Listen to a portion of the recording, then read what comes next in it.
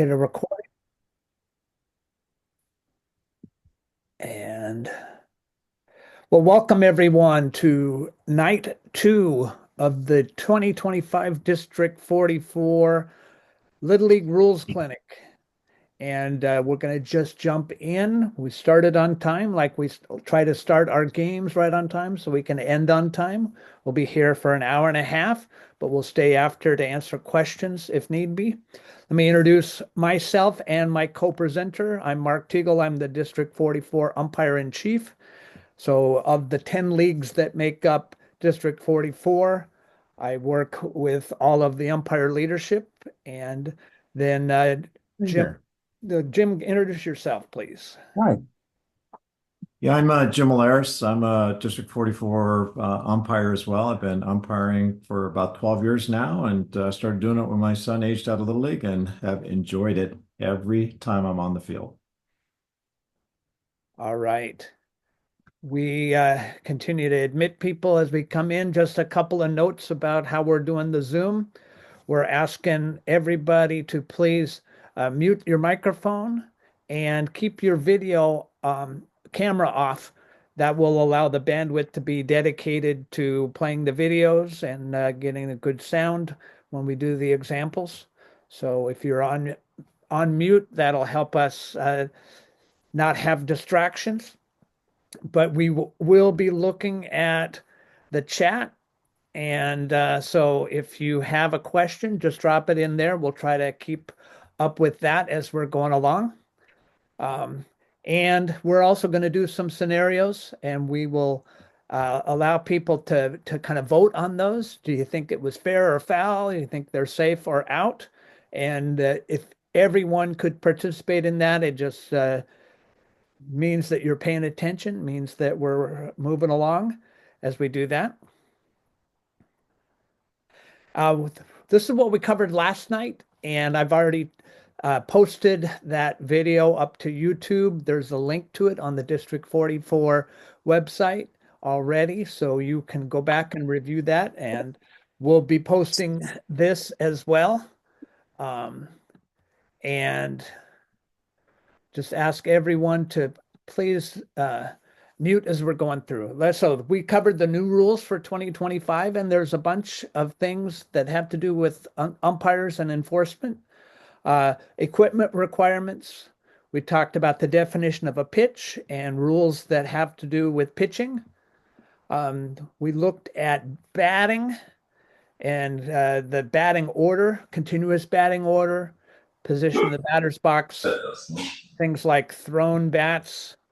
And so we also defined what's a ball, what's a strike, what's a foul tip, and two different ways to do an intentional walk.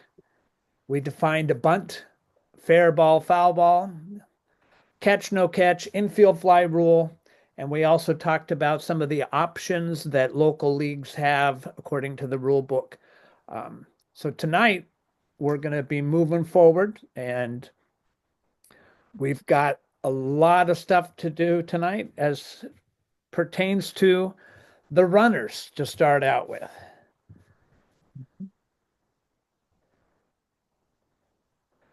So,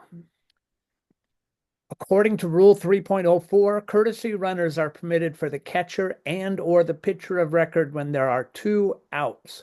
That is a local league option, but the way it works, when you get to two outs and you've got runners on base, if they are the either the pitcher or the catcher that finished the previous inning or are listed in the starting lineup if it's the first inning, you can run for them.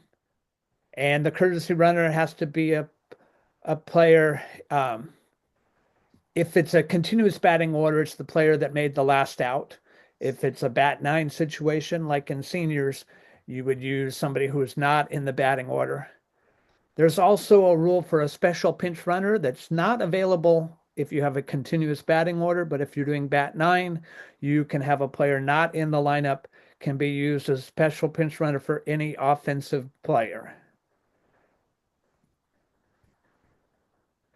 Now we're going to talk about the runner's lane. This is a marked area, or if it's not marked, it does still exist. It's 3 feet wide from the foul line to 3 feet outside the foul line, halfway up. So on a 60-foot diamond, that's 30 feet. And on a 90-foot diamond, it's 45 and 35 for a 70-foot base path. It's created to protect the fielder receiving the throw at first base. It's not to protect the thrower, and there must be a throw, and it must be a quality throw. So if somebody airmails it into right field, runner's lane does a violation does not occur.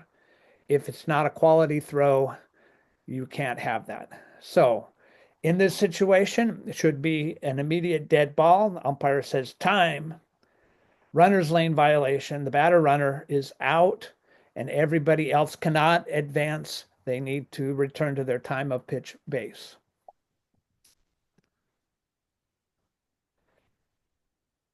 So the lines are part of the runner's lane. And if they are have their feet, on the line or within the line, they're in the runner's lane, they're fine. And but if they have even just 1 foot completely out of it, they are possibly subject to runner's lane interference. It depends on if there's a quality throw and that their presence there interferes with the receipt of it by the player at first base. Now, if there is a fielder attempting to field a batted ball, the runner may run around them and leave the runner's lane at that point. Another note is that first base is entirely in fair territory, so the last half step is by very definition going to be outside of that runner's lane. So here's a video of runner's lane. Nobody out. Jeremiah Dominguez bunts. Fielded by Lane. Throws to first off the glove. What? That's a violation of running. Everybody will be sent back. And that takes a run off the board. So Dominguez will be out as he was running in the field to play, nowhere to throw the ball. All right, so you see where that runner is. He is completely in fair territory, at least one of his feet is, and that quality throw is going to hit the runner in his back and keep that first baseman from having an opportunity to receive that ball. And the only thing that the umpire did here is he waited until the play was done to actually kill the play. It should be an immediate dead ball when this occurs. Okay. So here we're going to look at this play, and we're going to have a poll for you. So let's watch this video. On ESPN2. Arath Labarine drops down a dandy of a bunt, and there's 2 on with nobody out. That's what caused all the commotion. Nobody covering second. And guess what?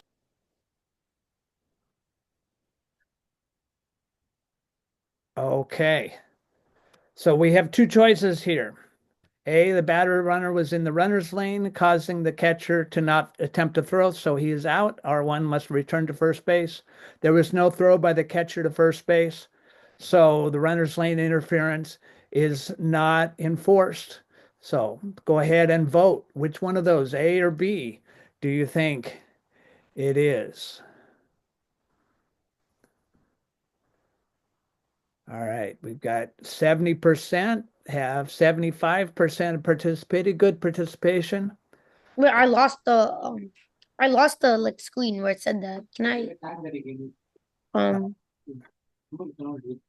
So let me share the results. oh, thank you. 89% said they thought it was B. No throw means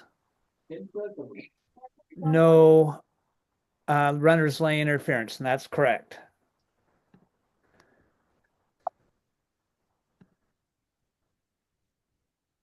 All right.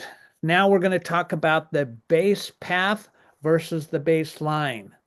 You think those words might mean the same thing, but a careful reading of the rules has a differentiation between those. The runner's base path, they create their own base path. They can run in a crooked line however they want, but the baseline is established when a fielder attempts to tag the runner. And then the runner is required to run a straight line from toward the base they are attempting to reach. So we have this situation, but the runner is out if they run more than 3 feet from that straight line if they are trying to avoid being tagged. So until a tag attempt is being made, there's no requirement for them to run in the baseline. They have a base path, which is their own choosing. They can kind of loop along, which if you're going for extra bases, kind of the best way, so you don't have to just turn a right angle when you hit first base or second base. But once that tag attempt is being made, that's what happens. This is especially true in a rundown. Some people might call it a pickle, but the proper word is rundown.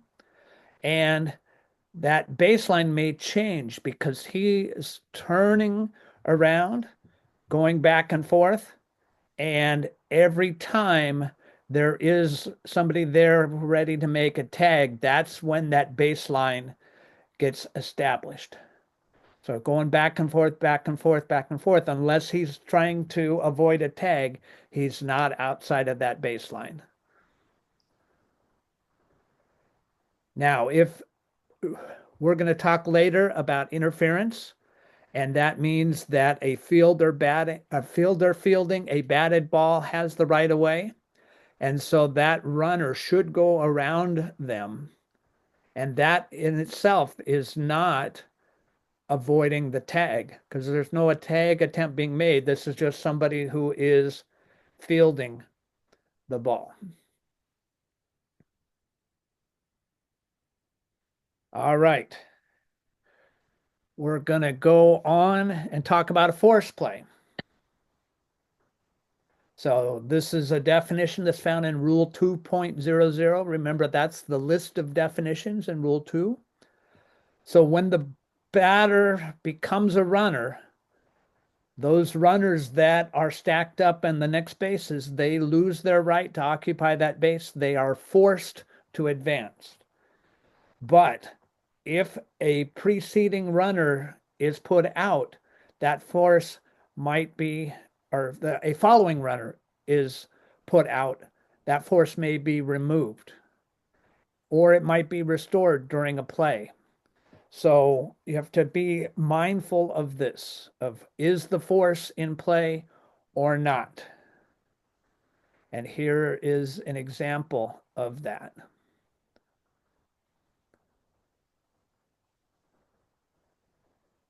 First baseman. No idea. So first baseman makes the out at first. The force is removed. We think maybe the umpire was thinking that this was still a force play at second, but the tag is applied. It looks like maybe he got in there ahead of the tag, but the umpire called him out. But remember, the force was removed, so it's no longer a force play. It is, in fact, a tag play.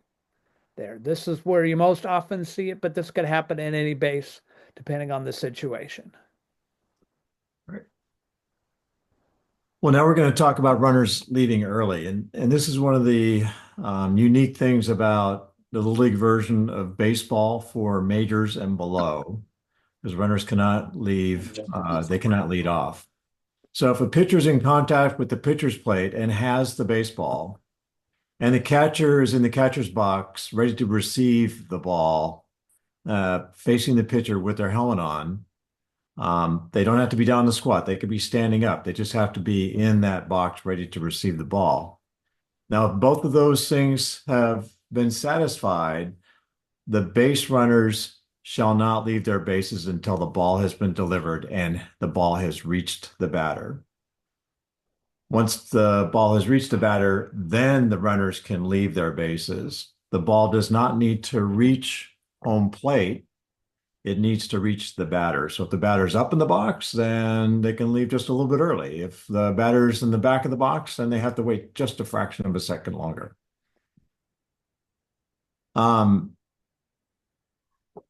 This only goes into effect once the continuing action, and continuing action is a subjective, it's a subjective thing of the umpire.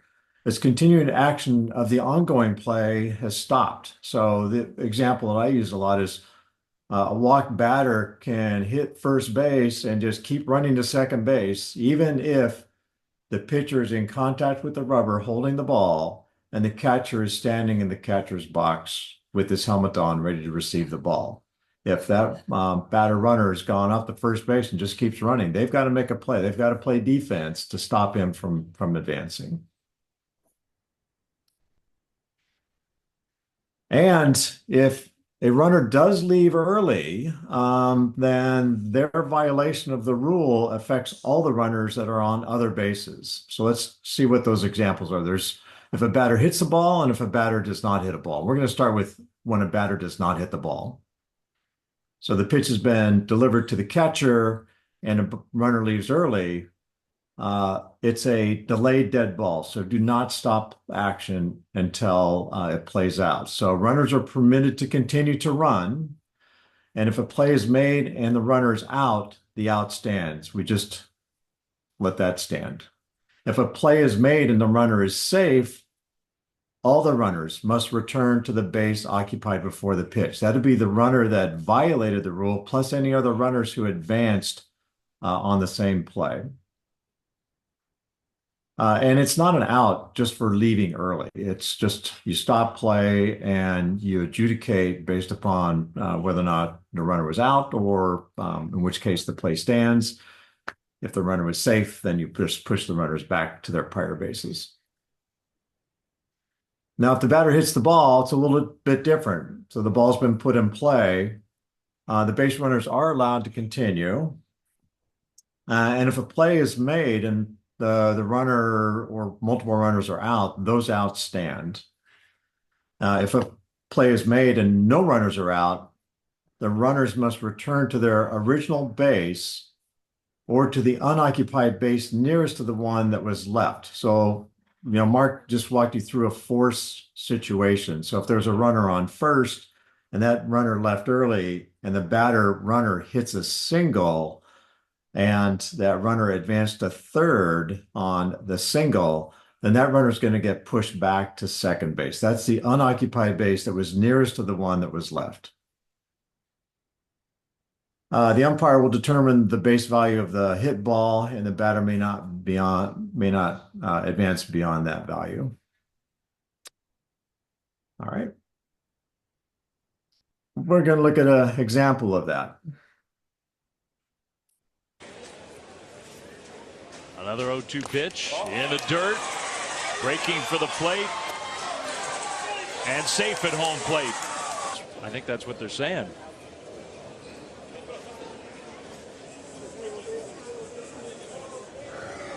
Kind of the red flag over there on first base, and that's what gets thrown out there if they thought the base runner left too early. Unless they conference and decide to change the call, but I can't imagine they would. Well, it's absolutely the right call, too. Very much so. Absolutely the right call. So that runner on first base was clearly almost 2 bounces off of first base by the time the ball reached the batter, so he has left early. The umpire at first base threw the red flag, and that's something that you as a base umpire want to carry with you because you want to put that flag out on the field before play is ended. That signals everybody that you have a runner leaving early. And in this situation, the runners from third and second were pushed back to their prior bases, and the run was taken off the board, and this runner who left early had to go back to first base.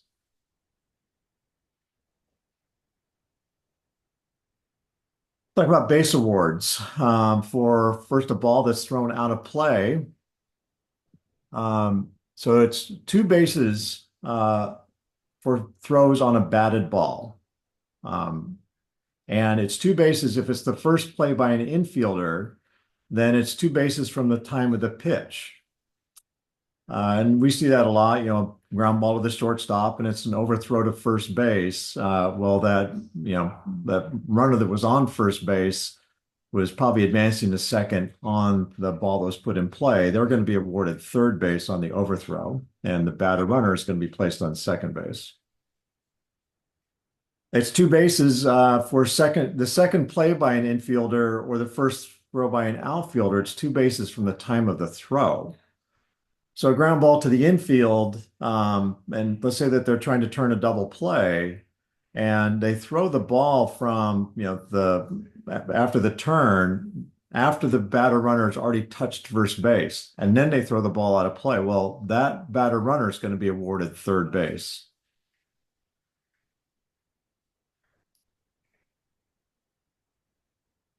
Now for throws by a pitcher, it's going to be a one base award if it's thrown by a pitch ball or a pickoff attempt where the pitcher's in contact with the pitcher's plate and they throw the ball out of play. If the pitcher steps off the rubber, off the pitcher's plate, then they're just a normal infielder at that point. And so if then they throw the ball out of play, then it's going to be two base awards for that throw by the pitcher.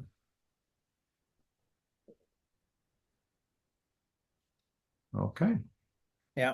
And all of that base award stuff is very important, especially if you're on a field with limited or no side fences, where you get a lot of balls that go out of play, or if it's a short fence. If you've got nice tall side fences, it doesn't happen as often, but you need to know the rules. And kind of a shorthand is one from the rubber, two from the field, but you have to know, was it from the time of pitch or from the time of the throw on those balls thrown out? All right. By the way, Interference. Ishan asked a question about, where do you get the red flag? Your umpire in chief for your league should have the equipment for umpires, including red flags. And if you want to get your own, you can just go to O'Reilly Auto Parts and get a red rag that they have for auto mechanics. That works. Or you can get fancy ones that are, not bright and shiny. But they will provide it to you, right? Oh, your UIC. Yeah. Yeah. Like when will it be? Like before the game or like? So most leagues have it as part of their standard equipment with fishing guard, chest protector, all of that kind of stuff. Okay. Okay. And then Ishan, just as a reminder, let's try to keep the questions just in the chat, and then we'll open up the microphones and everything at the very end, but we want to keep moving. So I want to talk about interference versus obstruction, and just a couple of distinctions between those two. And often people think they're interchangeable, but really technically they're two very different things.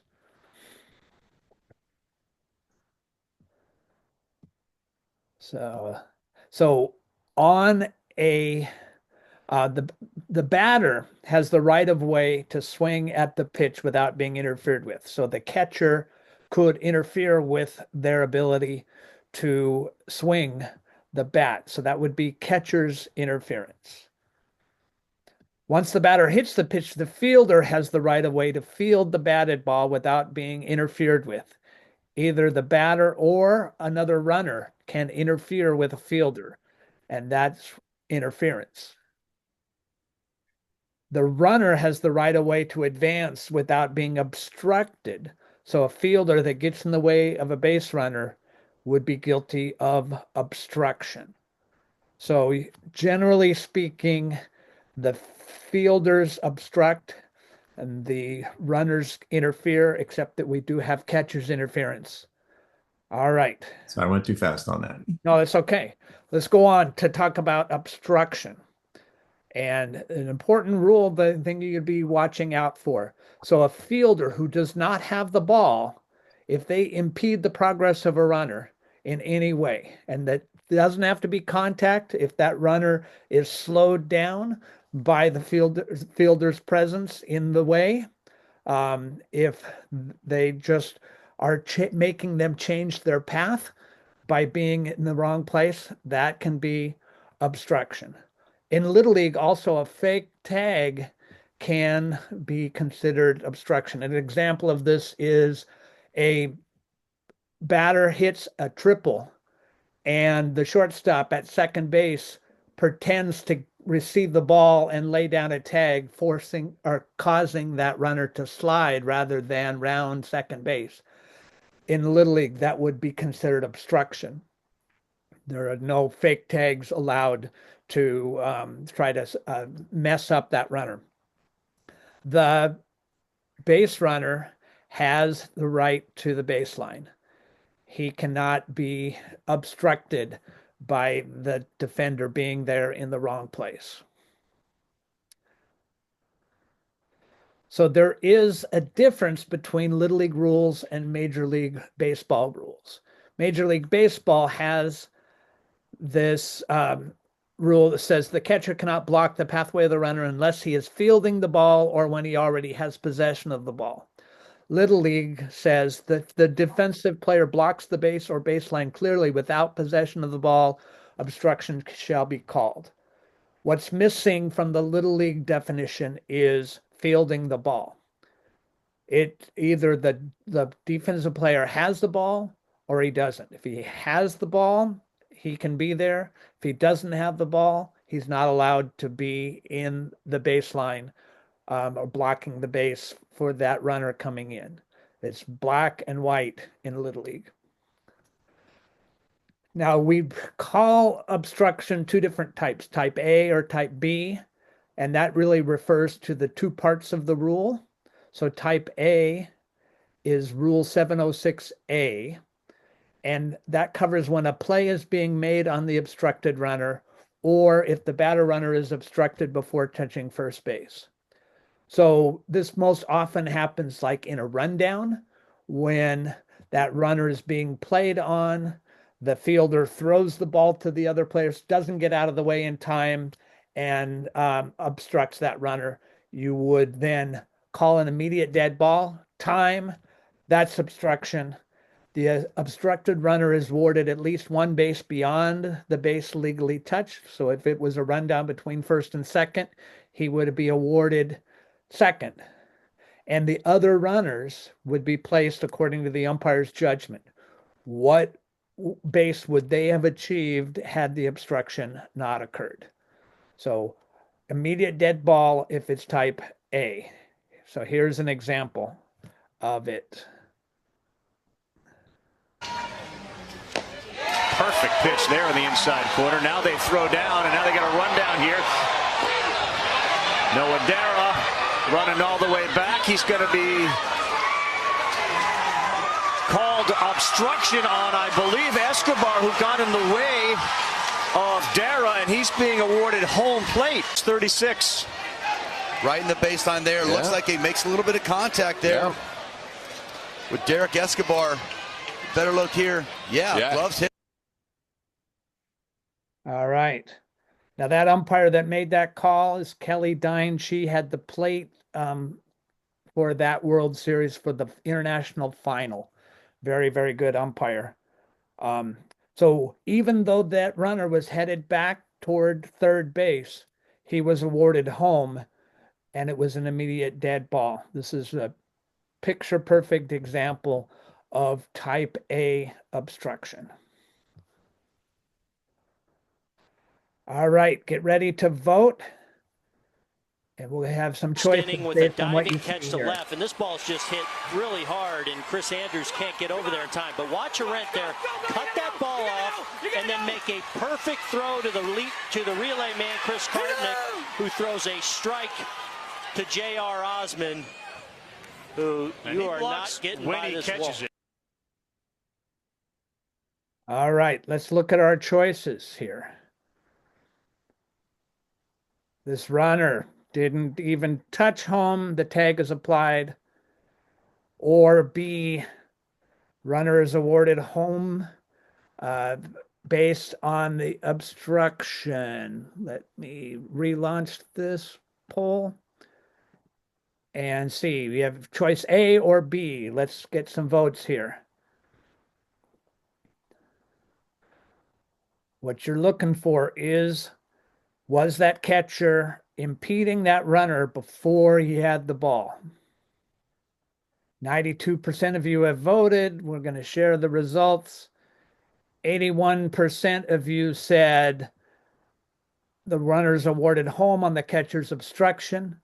And that's what I have right there. Yeah. Very clearly being in the way. You see the obstruction has already occurred. The ball is still on its way into his glove. They're tough because everything's happening lightning quick, but that is type A obstruction. And then you would also have to place the other runners. And that runner that came sliding into third on the end of this play probably would have been awarded third on this play.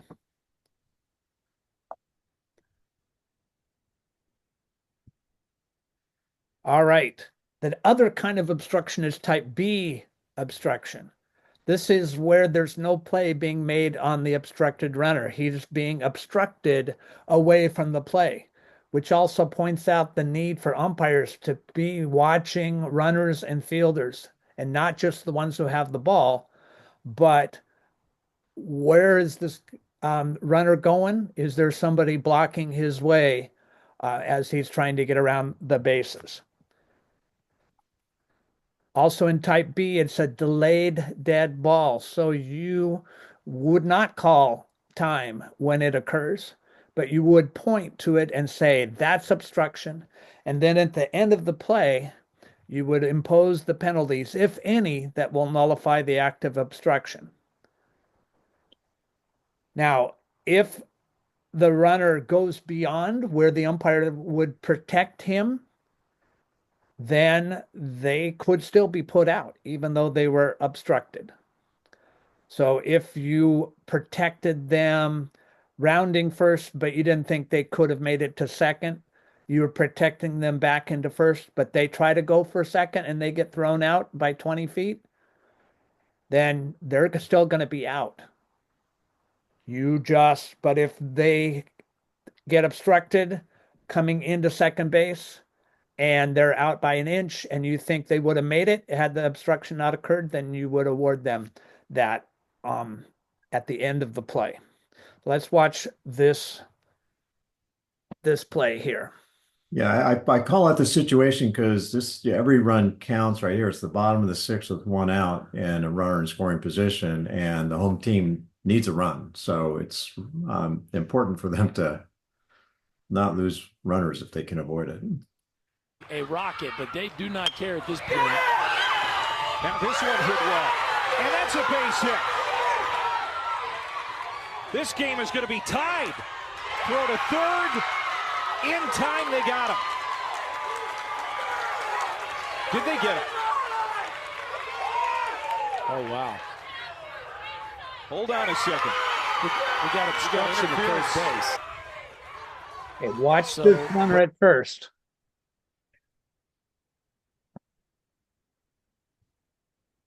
It's a delayed dead ball. The obstruction has happened, but it's enough to cause him to be thrown out at third.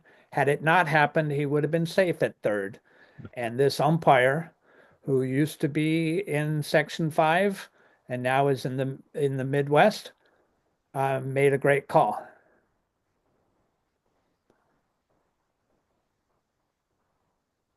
All right. So now we have another play. And let's watch this play. Bouncing ball, sneaks under the glove of the third baseman, and the bases are loaded. 3 in a row, including 2 straight pinch hits. So the subs, the reserves, delivering here in clutch time in the 4th inning for Connecticut. And he has been awarded home plate. Nick Maynard just was awarded home, and now the third base umpire, Bill Bailey, is going to get a visit from Coach Costello. Hey, you see the obstruction there. R2 had to move to go around the third baseman as he's going into second. So let's look at our choices here. There was no obstruction, so R2 should not receive a base award. Obstruction by the third baseman on R2, but improper award of home. Obstruction by third baseman on R2, proper award of home to R2. So let's put this up as a poll, A, B, or C, and see And what. don't let how the umpires adjudicated in the game affect how you see it. Yeah, it's possible they didn't quite get it. All right. Wow, 92% participation on this poll. So let's share these results. And lots of people think it was B, that it was an improper award. You know, I'm looking at this play and the ball's pretty shallow. Left fielder could have easily thrown him out even if the obstruction had not happened. And so just because he was obstructed doesn't mean he gets beyond the base that he would have gotten anyway. So I think people have got that one pretty good. It was up. It definitely was obstruction, and that's where you're watching it. You're watching those runners as they come around, make sure the fielders aren't in their way as they go along. All right, Jim, Yeah, let's talk about interference. the only thing I'll say to put a bow on this is if that throw had gone into third base and that runner had been thrown out at third base, then it would have been a proper award to give him third base on the obstruction, to not call him out. Yeah, exactly. All right. The close cousin of obstruction is interference. So let's talk about interference. We'll start with catcher interference. And once again, this is where the catcher interferes with the batter's swing. It's a delayed dead ball. The batter's awarded first base if the ball's not put in play or the batter does not achieve first base successfully on the play. If the batter does get the first base and all other runners advance at least one base, then the interference is ignored. And the manager has the option to take the penalty or the outcome of the play. And what that means is if, let's say, there's a runner on third and that runner from third scores, but the batter runner was thrown out when they put the ball in play after hitting the catcher's glove, the manager may want to take that run. Maybe they win the championship with that run scoring. So they can ask for the catcher interference to be ignored. All right, let's look at this on catcher's interference. It's going to be a vote on this. We have runners on second and third and 2 outs. Olsen on the ground, nice and easy. Peterson will take his time and make the play. Brandon Woodruff, wait a minute. We got a catcher's interference here. Yeah, there you can clearly see where the barrel of the bat is whacking the glove of the catcher. The umpire's in a really good position to see that. And so our options on this vote is the batter's awarded first base and R2 and R3 are allowed to advance. The batter is awarded first base and R2 and R3 must return to their previous bases. Or C, the batter's out at first and the half inning is over. That would have been the third out.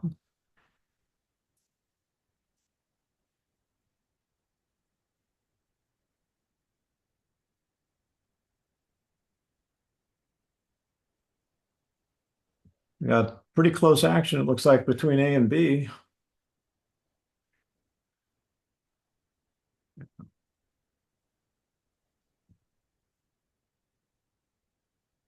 All right, let's take a look at what people said. Very close, very close. Yeah, so almost a 50-50 between A and B. So there was interference there. So C is not the right option because there was interference.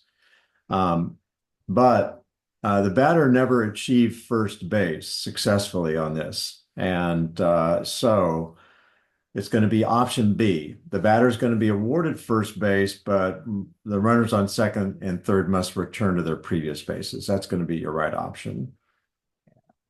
So the runners are only going to be pushed forward if they're forced to be by the batter runner making first. Yeah. If the bases had been loaded, they would have moved up. But because that base was open, the other runners don't move forward. All right. So let's talk about interference where a runner is interfering with a fielder. As Mark mentioned earlier, batters and runners must avoid fielders who are attempting to make a play on a batted ball, and they cannot intentionally interfere with a thrown ball either.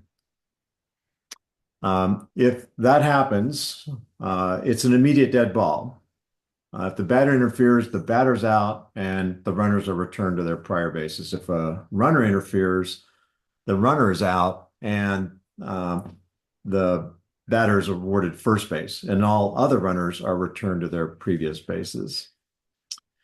If there are multiple fielders that have a possibility of getting to the hit ball, the umpire has to use judgment to protect one fielder. And we'll see an example here in just a second on the video, but not all, just because the ball's put in play doesn't mean that everybody's protected. You can only choose one fielder to protect.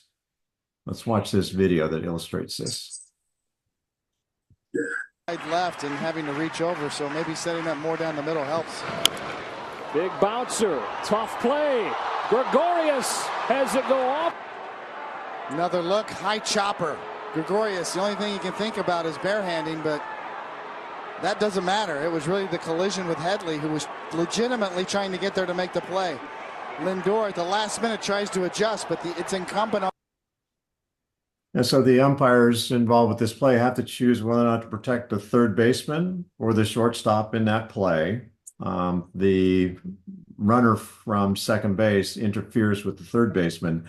Me personally, as an umpire, I'm going to protect the third baseman on that because he's got the angle running towards first base after he fields that ball, whereas the shortstop would be running towards home plate. It's going to be a cleaner play for that third baseman. That's the person the player I would be protecting. Anyway, that runner is out on the interference, and the batter runner is awarded first base. R1 is pushed to second base. All right. Remember, we mentioned this earlier that a runner needs to avoid a fielder. They can go around them, and even if it requires a big wide circle, they can go out of that 3-foot base path to avoid a fielder that's making a play.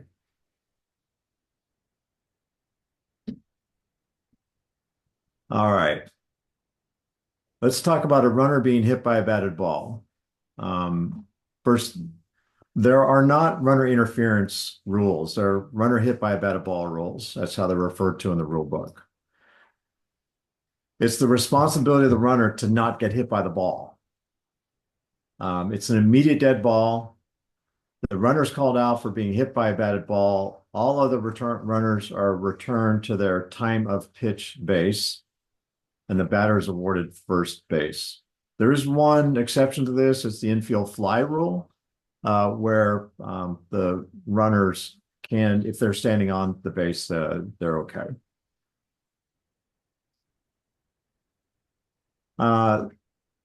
Exceptions. The runner's not out if the ball is deflected off of a fielder. If the batted ball goes through or by a fielder and then touches a runner immediately in back of that fielder. And in making that decision, you've got to be convinced that the ball passed through or by the fielder, and then no other infielder had a chance to make a play on the ball. So let's see an example of that here.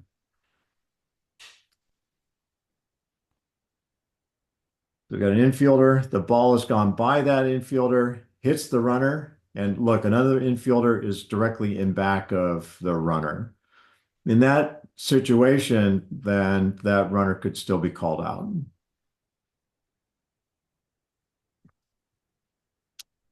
Let's see a video of that.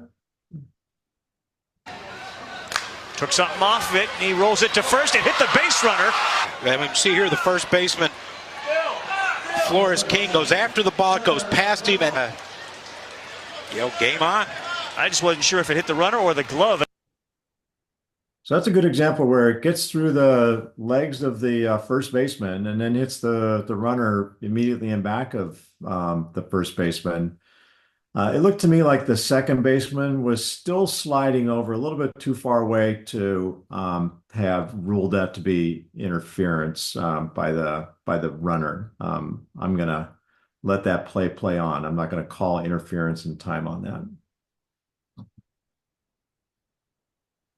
All right, we have a runner hit by a batted ball example here. Remember, it's the responsibility of the runner to not get hit by a batted ball. We're going to vote on this one. Here's Jefferson's next pitch. And that is going to hit the runner, but he's on the bag. He was on the bag. That's a tough one. It's a good example of why we want players to wear cups. But let's vote on this. R2 is safe since he's protected while standing on second base when he was hit by the batted ball. And runners on second and third can advance. R2 is out for being hit with the batted ball, and runners on second and third can advance. I should say runner on third can advance, not runner on second. R2 is out for being hit with the batted ball. R2 and R3 cannot advance and must return to their prior bases. All right, let's vote on this.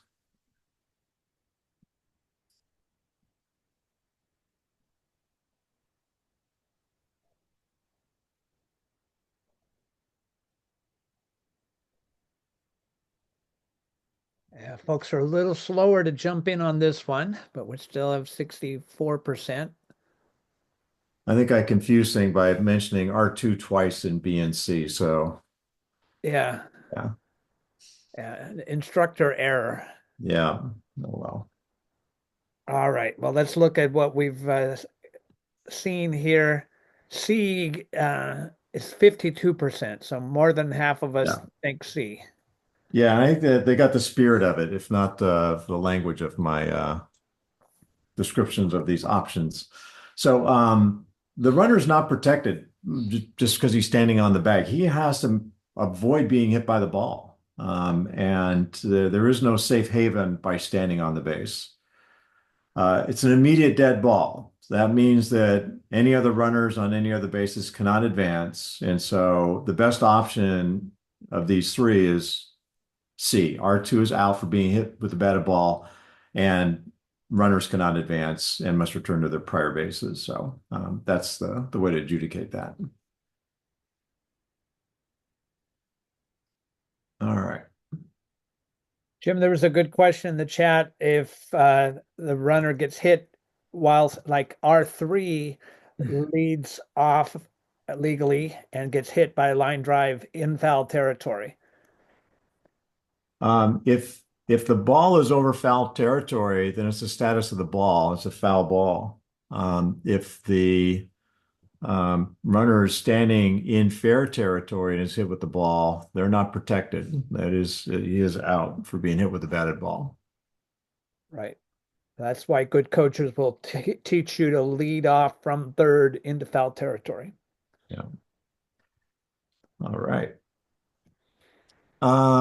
So the runner hit by a thrown ball, either unintentionally and intentionally. There are different ways of thinking about it. If there's no clear intent, let me stop this here. To share with a good stop. So if a runner gets hit by a thrown ball, you got to think about the intent. You have to watch what's happening. If it's unintentional, then it's just bad defense. It's a bad throw. So let's watch some examples. Bouncing ball to Share with a good stop, goes to second. The ball gets dropped. Yeah, first baseman just. Goldie pulls it. A play at the plate. They hit the runner, and the game is over. Running on his way from third. So in both of those examples, the runner's just going straight to the next bag. And even though this runner probably intended to get in the throwing lane of the third baseman, there's no rule against it. Remember, runner's lane interference only applies for running to first base or thrown balls towards first base. So there's no intent to be hit with the throw on this or the prior example. The play. Now we'll watch something with clear intent to be hit with the throw. This gets away from Murphy, backed up by Walters. They got him hung up. He dropped it once, and he threw. He put his helmet into the. Yeah, Mr. Calhoun was pretty clear in his intent there, which was to actually disrupt the throw, and so that's that gentleman's going to be out. Batter interference. Batter's out for illegal action when interfering with the catcher's fielding or throwing by lots of different ways. Stepping out of the batter's box, making a movement that hinders the catcher's actions at home plate or the catcher's attempt to make a play on a runner. Failing to make a reasonable effort to vacate a congested area when there is a throw to home plate and there's time for the batter to move away. We see that a lot, especially in minors, where the kids are still standing around home plate a lot when the ball's gotten past the catcher. In all these examples, it's a delayed dead ball. If the runner's retired, then we ignore the interference. Otherwise, the batter's out and the runners return to their original bases. And we'll watch examples of all three of these versus interfering with the catcher's fielding or the stepping out of the box and interfering with the catcher's fielding or throwing.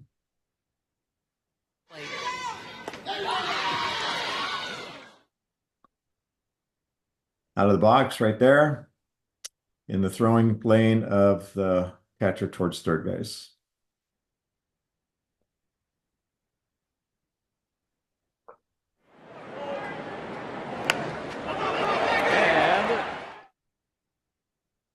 Batter watching the ball, getting in the way of the catcher.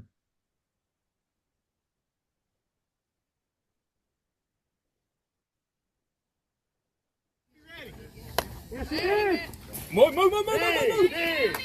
can't go in the baseline, kid. Interfere. Yeah. Poor Keith thought he was probably doing the right thing, but he could have gotten in the way of the throw. Let me go back.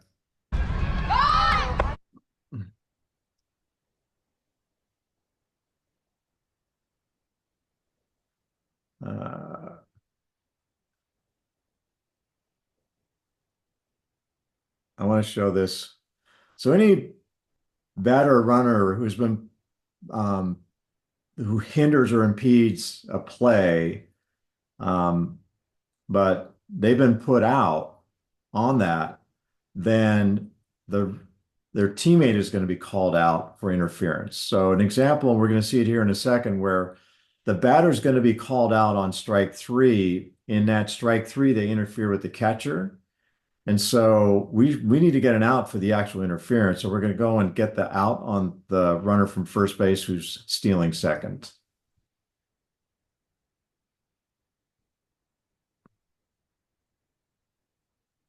Runner goes now. The pitch is swing and a miss. And on the backswing, that caught Bobby Wilson.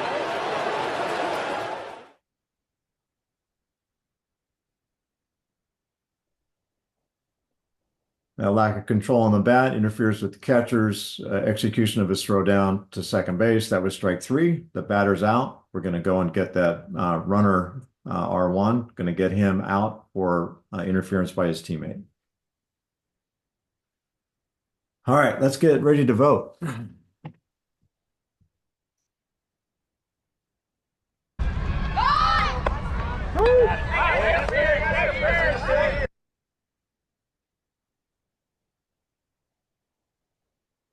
All right.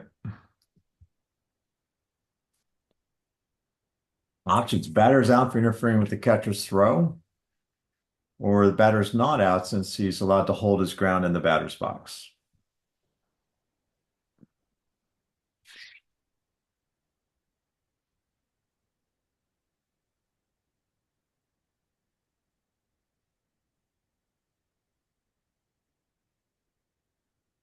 All right, we got over 80% have voted, almost 90%.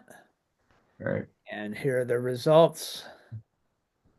Yeah, good job. It is option B. That batter did nothing wrong. They can hold their ground. They do not need to move. In fact, they're encouraged not to move because that's the only place that they are safe. If they actually stepped out of the box and then got hit with the ball, then he'd be out on interference, and that runner trying to move from second base to third base would have to go back to second base.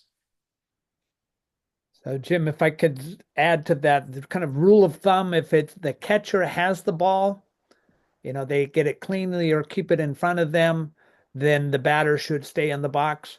But if it gets by the catcher and those runners are, then that batter needs to get out of there because they would be in danger of interfering with a subsequent play. But the batter's box is their refuge if the catcher has the ball or keeps it right in front of them.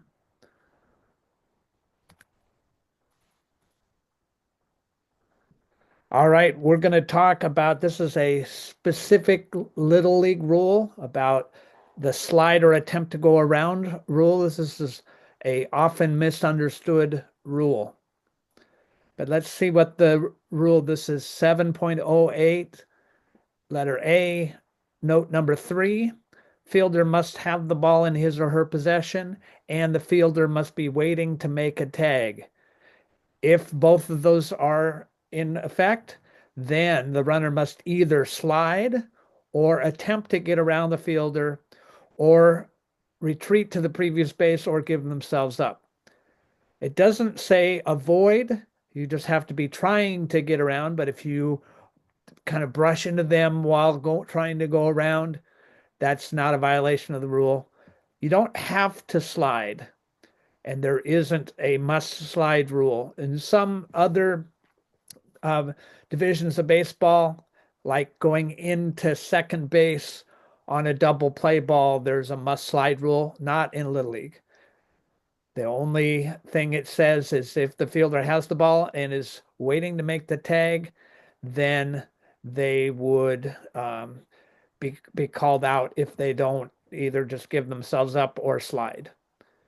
So let's watch this example. This is a major league game, but it is a similar situation that might happen in a Little League game. Ground ball to first, and Campbell's coming home, and they're going to have Ryan Howard. Did they? No, he's safe at the plate. He got around the tag. Does an unbelievable slide coming home. Throw that took him up the line, and Ryan just shows his athleticism and goes around that tag. And very nice slide, heads up play as well. Now, in a Little League, would this be considered a head first slide? That's going to be umpire judgment. Obviously, in the major leagues, they can slide head first, feet first, doesn't matter. But did he attempt to go around him? He did. So this would be an example where you would not invoke that slide or attempt to go around rule. But what you don't want to see is a runner coming in and trying to plow the catcher and try to dislodge the ball. If they do it sliding, that's fine.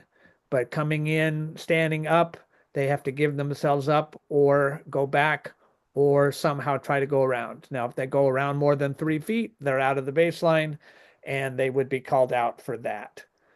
But the point here is there is no must slide rule. It is a slide or attempt to get around rule.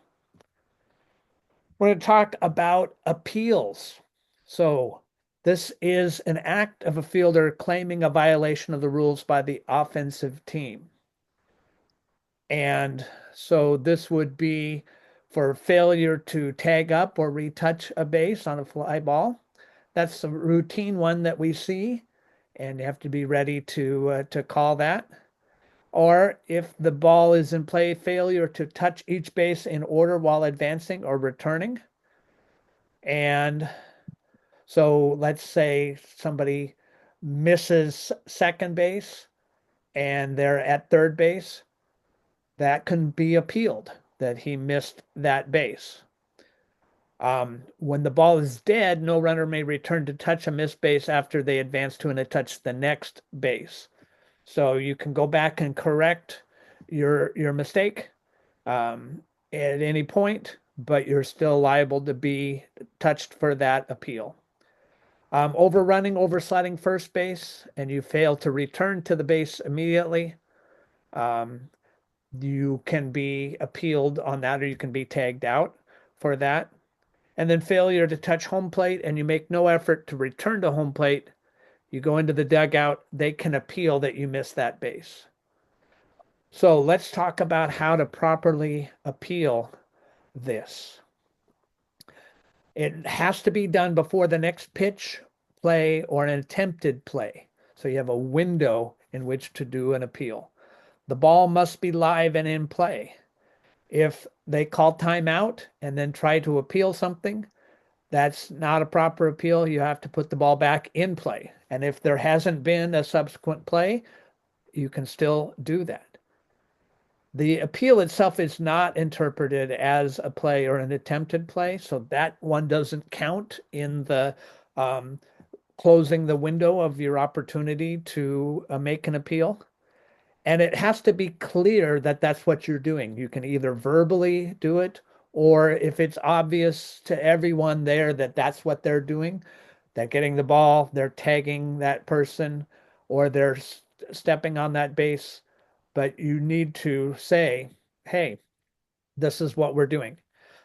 Just inadvertently stepping on a base that happened to have been missed while you have the ball does not constitute an appeal. If there are multiple runners, they also have to indicate which runner it was, and that'll be talked about here. So the defensive players still have to be on the field because there can be an appeal after the third out is made, and it might be a fourth out that would be advantageous, maybe take a run off the board. If the ball has been made dead, the pitcher can be on the mound. The umpire puts the ball back into play. Pitcher steps off with his pivot foot, and if they step off with their free foot, then that is actually considered a play, and that's going to avoid the appeal. They throw to the base or tag the runner, tells the umpire that what he or she is appealing. This runner missed first base. Now the ball is live, so runners on an appeal play, somebody might, you're going to appeal at second, that runner at third might take off and try to score. And they might then, try to throw and catch him, and then they voided their chance to appeal. So they need to say who they're appealing, what they're appealing, and need to do it. I think we have a video example. And this is from a Western region game between Hawaii and Northern California. This is the top of the sixth. The home team is ahead. There are 2 outs. And let's listen to what the coach says during the timeout, because this is important. This is a coach who knows how to instruct his players how to make a proper appeal. See a pitch coming from Andrew White, and it's into left field for a base hit. Now it skips past the left fielder and all the way to the fence. Hawaii's going to score 2 runs in the tying run. Young will be at second. Do score. Hey, did he miss third? You weren't looking? Did you think he did? Who? Which one? Which one? The first guy or the second guy? No, not the first guy. Which one? The second guy? Okay, so the first thing you're going to do is you're going to step off, and you're going to, when he says play, you're going to step off, you're going to throw it to Cole, nice and easy, and you're going to say that the second runner missed the bag. And they call him out, and the game's over. Did he miss it or not? Wow. Well, in this case, this umpire saw the missed base, stored it in his brain, and was ready if they made the appeal. And it was a very important call. It ended the game. And this umpire is actually a friend of mine, George Rodriguez, and he knew exactly what he was doing. He was ready to make that call. And he saw it, and it was a properly appealed miss of a bag. Took the run off the board, ended the game. All right. Another thing that needs to be appealed is batting out of turn. You know about the batting order. Everyone has to bat in the proper order. And we have some terminology we use. So the proper batter is the one who should be batting. Improper batter is somebody batting out of turn. It's really not their turn. And then a legalized batter, because an improper batter, if it's not properly appealed, he becomes then the proper batter, and the batting order picks up from his spot in the batting order. It's kind of a complicated rule that takes a couple pages in the rule book. But before the improper batter becomes a runner or is retired, the offense can say, hey, wait a minute, we have the wrong guy up, but he hasn't put the ball into play yet, hasn't made an out yet, but maybe he's had a couple pitches. The proper batter can come in and resume that count from the improper batter. So you you fix it at that point. But if that improper batter becomes a runner or is retired, and before the next pitch to the next batter of either team, before any play or attempted play, the defense brings it to the umpire's attention and say, hey, we have a batting out of turn. Then the person who should have been up, the proper batter, is called out. And any advancement or scores by runners because of a ball batted by the improper batter, or because of the improper batter's advance to first base on a hit, an error, base on balls, hit batter, otherwise, will be nullified. Now, if somebody steals a base during that at bat, that's still going to stand. But anything that happened because of the actions of that batter are going to be nullified. And then if they don't catch it, this is another window of opportunity to make an appeal. If they wait till after the next pitch or a subsequent play to bring it to the umpire's attention, then you say, hey, that improper batter has been legalized, and we're just going to pick up the batting order from his point. And so everything becomes legal at that point. Defense miss their opportunity to get an out, or just whatever would have been the results of that. So the batting order continues. The important thing here is that they have this window up until the ball is put into play. The offense can put the proper batter up, and they just assume the count. But once that ball's been hit, put into play, or even an out has been made, you can then appeal it and get that improper batter or the proper batter called out because of what the improper batter has done. Complicated, hopefully it doesn't happen too often, but it does happen, and it can be a bit of a mess. All right. Well, that's going to end our segment on rules. We're going to end with some tips on game management. Uh, Umpires, and they start the day with a plate meeting, and that's where the umpires and the managers meet about 5 minutes before the scheduled start time. So if you have a 12:30 start time, you want to hold your plate meeting at 12:25. If it's two youth umpires, the game coordinator should also be in attendance. And while the plate meeting is happening, both offense and defense should be in the dugouts. The offensive team should not be out. The pitchers shouldn't be throwing warm-up pitches. Everybody should be in the dugout. There's an acronym that umpires use. It's LEGS, LEGES. L stands for lineups. And so you want to get the lineup starting first with the home team and then the visiting team. It's the player's name, not their number, that sets the batting order. And its lineups are required for both the bat nine and the continuous batting order styles of lineups. So umpires should get a copy of each, the home and the visiting team at the plate meeting. What you have in your pocket is the official record of the lineup. Equipment, that's what the E is. You want to ask each coach, are your players properly and legally equipped to play in accordance with Little League rules? If they say, well, I sure hope so, you ask the question again until you get an answer of yes.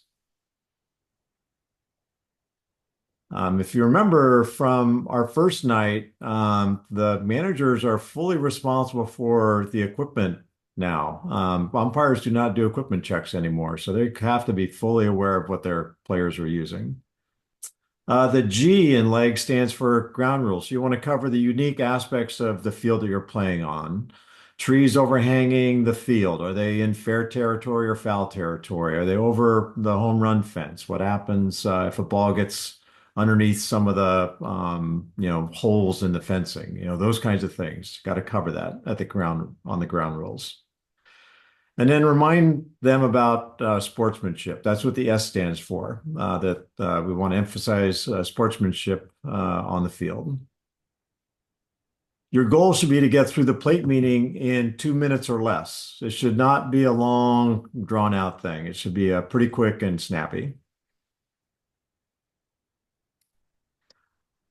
Now, we mentioned, the lineup cards. Most leagues are using continuous batting order now. And so on the continuous batting order, all the players are going to be listed in the order that they will bat. And once again, the name is the important thing here. If Adam's number is actually 77, the important thing in Adam, player number 1, is that his name is Adam, and that is who is our hitter in that spot. You want to designate who the pitcher and catchers are. If the coaches haven't done that for you, at least ask them who the pitcher and catcher are. You also want to ask about ineligible pitchers and note that on the lineup card. I usually do it with an INP. By the way, these are my ways of doing a lineup card. And so if you've got something that works for you that captures the same thing, that's great. Go with it. In continuous batting order, defensive substitutions do not need to be reported to the umpire. The only thing that the umpire wants to be made aware of are pitcher and catcher changes. So you don't need to know about all the other position changes.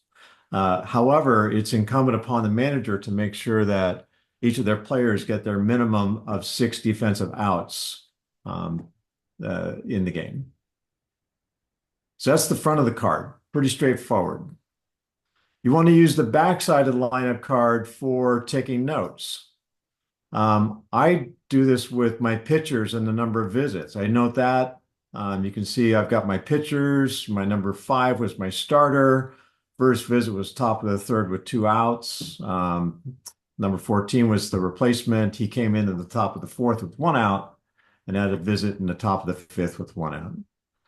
I want to know who my catchers are. I want to put down their names as well. I'm pretty good at remembering catchers' names, but I make a habit out of writing down their names just in case I've forgotten it. I also know if they were the starter, when they entered, and if they had previously caught, when they've re-entered. Because remember, there's limits on how much you can catch and still be eligible to pitch. You want to write down your courtesy runners and your special pinch runners on the back. Remember, a rule that got clarified this year that we went over 2 nights ago is that a specific player can only be a courtesy runner once in a game. So that's something you need to make a note of. Number 4 was the courtesy runner. He cannot be a courtesy runner anymore in this example. You want to mark down who received verbal intentional walks. Player can only be intentionally walked once in a game. And then I also put down the score by the half inning. That way, if we have to stop the game before it's reached the legal limit, I can turn this card over to whoever's going to pick up the continuation part of this game, and they can finish the game in my stead. This could be where you can make your notes for ejections and protests. I don't save a lot of room for that because it rarely happens. And that's the back of the lineup card. Another important thing about games is to keep them moving. The warm-up pitches in between half innings are limited by rule to 1 minute or 8 warm-up pitches, whatever comes first. You can reduce the warm-up pitchers if it's taking too long. And I guarantee that this is usually the case. Rare that a pitcher gets all 8 warm-up pitches every half inning in my games because they're taking too long. Strictly followed, you're going to have no more than 12 minutes of total in between inning and warm-up time in a 6-inning game. So what does that mean? So in 6 innings, you're going to have 1 minute between every half inning. That's basically 12 minutes where you're not playing baseball. But if you're being lax on that and letting it be 2 minutes, well, 2 minutes seems to go by pretty fast, but now you're up to 24 minutes where you're actually not playing baseball. And if you're being really slow at enforcing this, you're allowing up to 3 minutes where you're playing 36 minutes of your play time, you're not actually playing baseball. And especially as we start the year off early, these midweek games that start at 5 and 5:30, we may run out of light before we've been able to get in a legal number of innings to complete a game. So we want to keep the things moving. So how can you speed up the half inning? Well, coaches, talk to your team in the dugout, not outside the dugout. Make sure the leadoff batter's getting ready. Even if you're going to talk to the rest of the team, the leadoff batter should be getting ready. And substitutes, while you're on offense, they're announced when the subs come to bat. Coaches should not go out to the umpire and give them a bunch of offensive changes. They get announced. And this only comes into play with the bat 9. With continuous batting order, we don't have to worry about this. For teams going on defense, pitcher warming up with a properly equipped player or adult as soon as possible. That's really important. If a player is going to warm up a pitcher, properly equipped means a catcher's helmet with the throat dangler. And if they don't have that, then they can stand up and play catch with the pitcher without a catcher's helmet on. Minimize those team huddles, get them on the field, get them out there. And substitutes, they should be given to the umpire as quickly in the half inning as possible. The last thing you want to have happen is the ball's been thrown down to second base, and here's the defensive coach coming out to let you know the 3 changes he's made on defense that he should have let you know at the top of the half inning. All right, adults on the field. By rule, only 1 manager and 2 coaches, or in minors, 3 coaches, are allowed on the field or in the dugout. No more than that. An adult needs to be in the dugout at all times. That's when the team's at bat or on defense. So if a team only has a manager and 1 coach, well, they can't be out both base coaches. Somebody has to be in the dugout. And managers and coaches have to stay in their dugout while the team's on defense. There is an exception, though, in T-ball and minors. Managers and coaches may be on the field for instructional purposes. Our fields are small, though. We don't have a lot of foul territory, so I recommend limiting this to one coach on the field for minors, just in the front of the dugout. They cannot be roaming wherever they want on the field. And buckets are never, ever allowed on the field. The coaches have to stand if they're going to be on the field in minors. Once again, in majors, no coaches are ever on the field. Last thing we'll talk about here is probably the hardest part of being an umpire is occasionally having to disqualify players or coaches for objecting decisions or for unsportsmanlike conduct or language. That is something that comes with the job, and it doesn't happen often. And I've been an umpire for 13 years now, and I've ejected one coach and one player in 13 years. So it doesn't happen very often, but you got to keep an eye out for it. So let's watch this little video. 2-2. On the ground, bouncing ball up the middle into center field, a base hit. Wheel to the plate. The throw from Contreras. Perfect. Soto celebrates right in the face of Wheel. Yeah, unfortunate there. That's the kind of behavior we never want to see. That's why at our plate meeting we end with a reminder about sportsmanship, because what the catcher was doing definitely crossed over a boundary, and that action should not be allowed to go unnoticed and unpunished. So those are the tips on game management. Hopefully they come to use. And Mark, I'll let you bring it home for us. Yeah, thank you, Jim. So here's some resources that are available. There's things that are happening online. Everybody should be getting this rulebook app. It's available Google Play and at the App Store for Apple. It's free. It automatically updates every year. It's searchable. And spend time. If you're just have some spare time, pull out your phone, look at one of the rules, go through it, visualize stuff in your head, what's going to be happening. LittleLeague.org has a lot of training resources. There's video stuff. They have a thing called Little League University that has training videos and things. But there's also another Little League website called the Umpire Registry, littleleagueumpire.org. And there's more training there, rule interpretations. You can also get a book called the Rule Instruction Manual that has extra notes for a lot of the rules that are there. If you're an umpire that works in multiple leagues or multiple districts, you can actually do your background check there once and have it apply to a bunch of different leagues.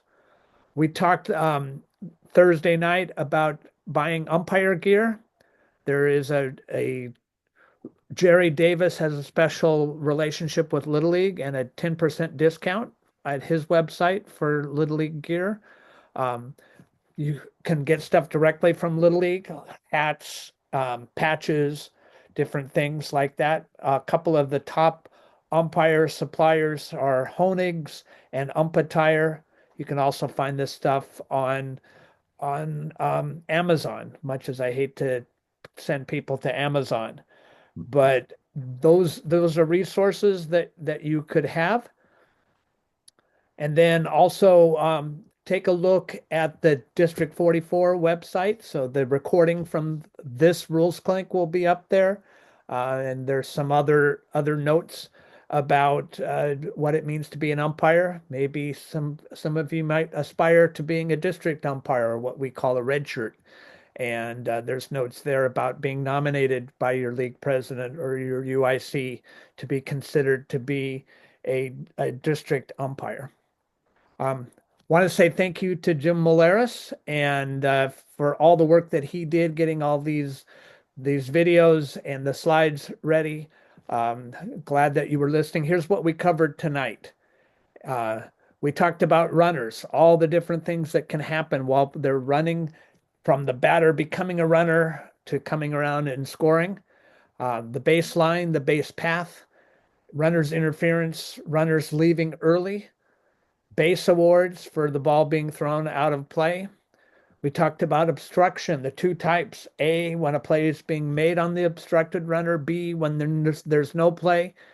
One is an immediate dead ball, the other is a delayed dead ball. We talked about interference on runners, interfering with by batters, interfering by catchers, the slide or attempt to go around rule. We talked about proper appeals, talked about batting out of turn, and then Jim did a great job of talking about game management. So there's a lot here. It might be good to go back through, watch the video again. But the biggest thing is get out on the field and get experience, work with mentors, people that have been around a little bit, and do pre-games with your partner, do post-games with your partner, learn how to do this. All of us had to start somewhere. Jim talked about the years that he's been doing this. This is my 30th year of umpiring, so I've been doing it for a little while, and it's a great way to be part of the game. Encourage all of you to be a part of that. Jim, any last words? No, I think you hit it there, which is, get on the field and umpire some games. The more you umpire, the easier it's going to be. The more you're going to see of the game, the slower it's going to move for you, the more you umpire. All right. Well, thank you everyone for attending. I'm going to turn off the recording.